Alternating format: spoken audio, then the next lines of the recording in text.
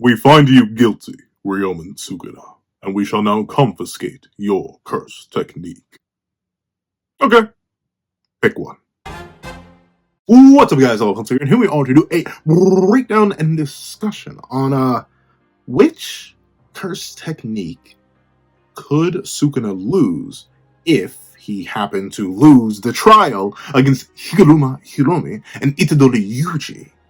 And which one would be the best for him to lose, which one would be the worst for him to lose, and which one could even give our heroes a chance if he doesn't just lose all of them. So we do have a hefty little chunk of things to talk about. So let's not waste any more time and let's hop right into it. What's up, guys? All here. Fun fact, I have it on me, and I keep it on me at all times. And another fun fact, we genuinely have no idea how the trial's going to go.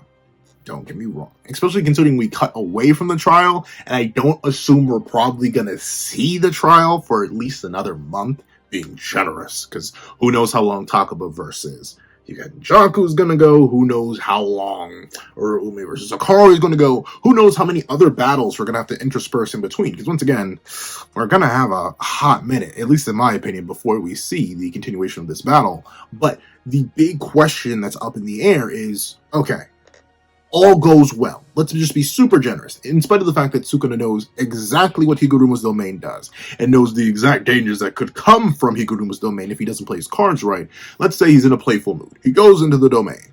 Ultimately, he gets charged on like the 50 billion different crimes he committed across his multiple lifespans. And bada bing, bada boom. Judge Man is like, hey, we're gonna have to confiscate some young man. Let's just ignore the fact that he could be registered as Megami Fushiguro and not Ryomen Sukuna and thusly be exempt from a lot of stuff, or let's ignore the fact that maybe a big major charge won't come up that quickly or anything like that. Let's just assume the trial goes well enough that confiscation does activate. What that do though? Because the thing is, right, confiscation very specifically, if you remember, as Higuruma explained it in his battle with Itadori, it takes away one's curse technique. Now, against Itadori, since he had no curse technique to lose, he just ended up losing his cursed energy control, which obviously was bad for him, but luckily enough, bro is grade 1 in base with no cursed energy. He just has that many gains. But for Ryomen Sukuna, he doesn't just have one curse technique, he doesn't just have 2 curse techniques, he doesn't just have 3 curse techniques, he likely has more. 4 or more. And the reason I say that is, remember, he still is currently, unironically, Megami Fushiguro. Despite embodying and incarnating into his full form glory, he still is Megami Fushiguro, registered by the Culling Games. And the Kogane seem to be a very similar entity to Judge Man, in the sense that they're both Shikigami-like constructs that would likely identify Ryomen Sukuna as Megami Fushiguro. So the 10 Shadows is still on the table, even if Sukuna has lost the 10 Shadows. We don't know for sure whether or not he's lost it. To be honest, I have no clue. Gege has been very vague about it, considering Sukuna has not needed it, but he could still have that. Even if it's just because he doesn't actually have it, but his body being registered as Megami Fushiguro, he could have that. Then, obviously, we have Cleave and Dismantle. This isn't necessarily his technique. They're confirmed to be a unique technique that falls under some sort of variation in one of the data books, but Cleave and Dismantle is obviously a big technique. You know, it's the thing that allows him to people in half, people such as Satoru Gojo. A very dangerous ability, but that is one of his more innate ones, so we know it is a possibility. And then the other confirmed one is the Flame Arrow. The Flame Arrow, unfortunately, I don't think we've seen it in literally over 100 chapters. I think the last time we saw it was literally like 119 or 120 against Maharaga. We have not seen him whip out the Flame Arrow since that point, in spite of having multiple battles from that point onward, but notably, he's never had a reason to whip it out. And the hypothetical fourth technique is the black box technique in of itself. We have the least context of that ability. We just know that Sukuna says, box, black box, open, and then bada bing, bada boom, he has fire arrows. Does that mean he can't use Cleave and Dismantle and the fire arrows at the same time? Does that mean he can't open a box and use 10 arrows at the same time? We have literally no idea. Gege has decided to be ultra omega vague, and thusly, I know as much as you do. And you, unless you're like Gege Akutame, you likely know very little to nothing about the black box, because we know very little to nothing about the black box. So, 4 techniques. 4 of them. We don't know if Judge Man will simply, you know what? Let's just break down all the best case scenarios with these 4 techniques. Best, most prime, juicy, scrumdiddlyumptious, amazing scenario. Judge Man's like, this guy's like 4 or more different techniques. I don't really know what to take. Let's just take them all. Just rips all of Sukuna's techniques away from him. That would be the best, because that essentially leaves Sukuna with only 1 technique. And maybe like, wait, Pencilman, what? You just said he would lose all 4 of his known techniques, if not the 3, plus the black box. What do you mean? He still has Kabutoke? Like he still has this. He can just drop lightning on people. Like, he doesn't even need Nue anymore for lightning. So he would still have Kabutoke. And that is a curse technique in of itself. But even still, him just casually losing all 4 curse techniques would be the best case scenario. Hopefully, I mean, the secondary effect of confiscation that Higuruma mentions, that most people cannot properly wield cursed energy without their curse technique because of how deeply ingrained and almost instinctual it is.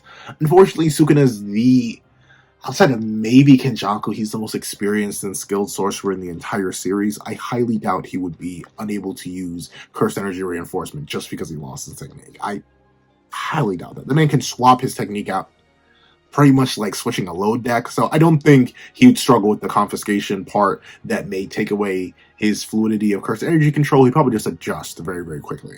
But even with that best case scenario, he still has Kabutoke. But the reason that is the best case is because he's left with pretty much nothing but Kabutoke in hands, and if someone can rip Kabutoke away from him, then we're in a pretty good spot. Because the big issue that comes with all of the different techniques that Sukuna has is that 10 Shadows allows Sukuna to create pretty much anything now.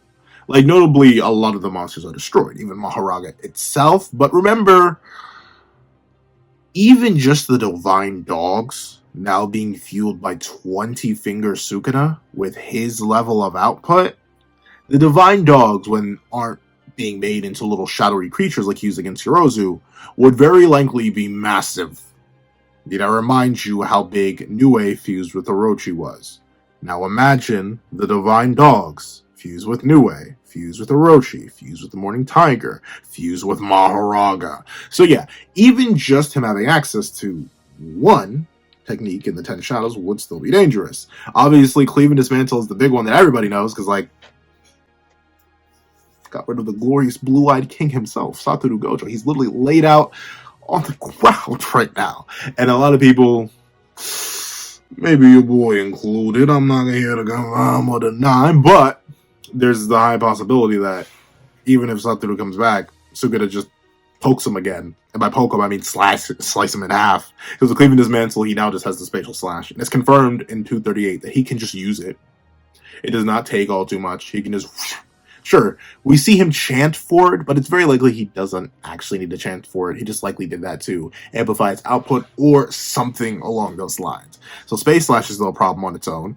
Then the Flame Arrow, it's the simplest technique. Don't get me wrong. It's simpler than Cleave, it's simpler than Dismantle, it's simpler than 10 Shadows technique, and heck, it's way simpler than the Black Box technique. It's literally just an arrow made of fire. Well, shock horror. That's going to do numbers to just about anybody it hits. But the big issue is, we don't know. And scenario number 1, best case scenario, is very unlikely. Because once again, we don't know if Judgment can really just take it all. Just grab all of Sukuna's things and run out the door. We have no idea if that can happen. So let's break down to the different scenarios where Sukuna loses 1 technique based on what Judgment has shown it can remove in the past. Now, let's go with... I mean, this is still kind of like a softer, darkest timeline, and maybe even the timeline that could happen, but I highly doubt it could. It's the timeline where he only loses the 10 Shadows. And sure, it's nice that he wouldn't be able to summon like a 30-foot-long Divine Dog fused with Mahoraga abilities on top of their heads. Cleave and Dismantle alone are still way too much of a threat. Now, don't get me wrong. I know that Yuji Todori in particular, a lot of people are going around, especially after Gojo's statement in 235, that, oh, well, when you think about it, well, technically, Yuji should have a high resistance to Sukuna's attacks because, he was kind of steeped in that man's cursed energy for a hot minute. So, maybe he can eat it. And here's the thing, right? Being absolutely generous to Itadori, maybe he can. Maybe he can eat it. Maybe he can eat regular cleaves and regular dismantles. But we know Sukuna does not need regular cleaves or regular dismantles. He simply needs... And boom, the space where Sukuna desires to slash is slashed. Seemingly enough instantaneously, once again, due to the sheer lack of travel shown in 238. So, unfortunately, I don't really think, I don't see it really working out all too well for Itadori because the resistance wouldn't matter. He exists in space.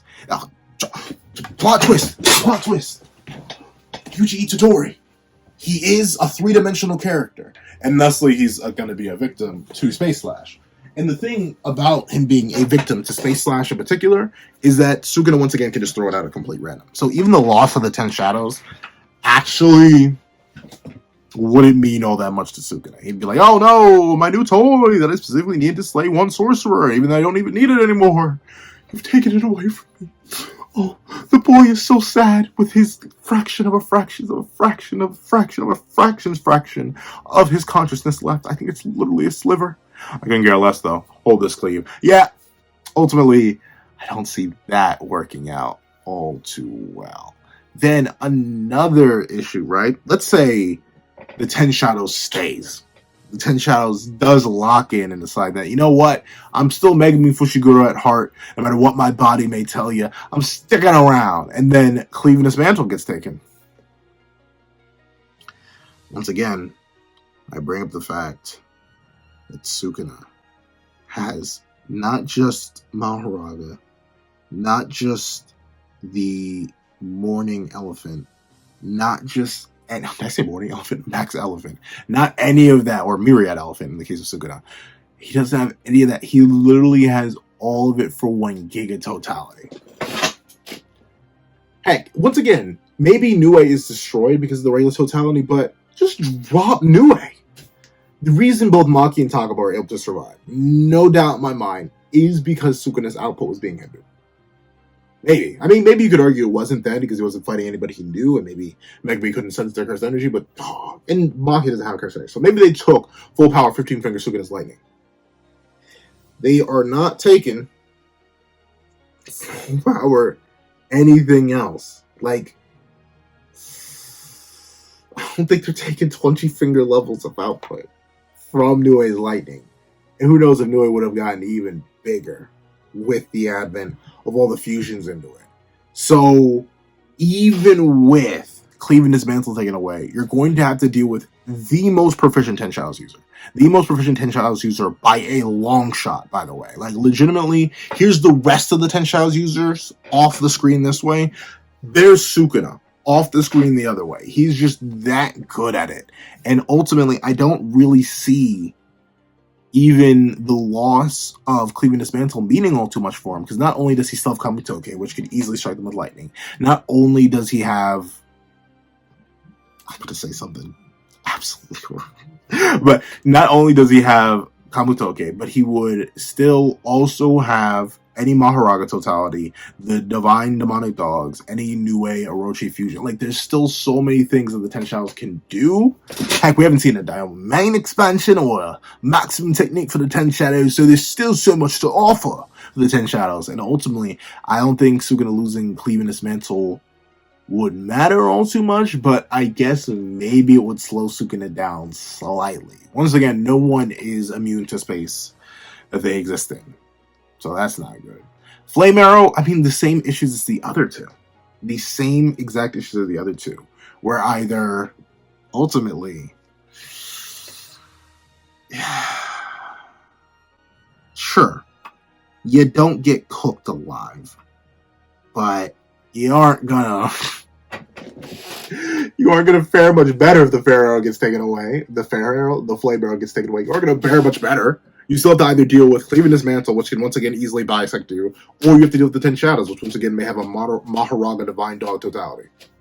And then the black box, maybe that seals away the Flame Arrows by proxy, Or maybe it seals away everything by proxy. I don't know, but yeah, there's nothing. There's no good end to it. Sukuna literally has to be soft on our cast in order for them to stand a chance, no matter what confiscation happens.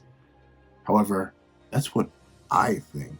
What do you guys think? If I had to rank the scenarios on which would be best, obviously the best would be the first one where all four are taken away. Then I'd say the next best one is when Cleave and Dismantle are taken away, because once again the resistance could come in. Then I'd say when the Flame Arrow is taken away. And then I guess when 10 Shadows is taken away. Because, I don't know, if Cleave and Dismantle is still on the table, everyone gets got. However, that's what I think. That's what you guys think in the comment section down below. If you made it all the way to the end of this video, please leave Confiscating the King in the comment section down below. I want to thank you guys so much for watching. And if you like, share, comment, and subscribe, and make sure you hit that little notification bell so you not miss out on any videos that come to the channel. Also, I do have a Patreon down below, each one for as low as $1 a month, getting links, exclusive videos, early content, and more. I also become a member of the channel for as low as $3 a month to get the same perks and more. Now, I want to thank you guys so much for watching once again, and hope you guys have a wonderful day. This is Dago the Pencil, writing off. I'd like to give a thank you to our $3 members, Wakanda Plays, Red Wolf 4765, and Burp Skills. I'd like to give another very big thank you to our $5 patrons, Sean, Midnight Gemlord, Kevin, and Demex LND. And I'd like to give a fat, hefty thank you to our $10 patrons, Robbie Uchiha, Joaquin, and Idemokami. And I'd like to give another hefty, nasty thank you to our $25 member, Alex Ice Rose. And another big fat scrumdiddlyumptious thank you to our $25 patrons, Igneal and Calvin Elder.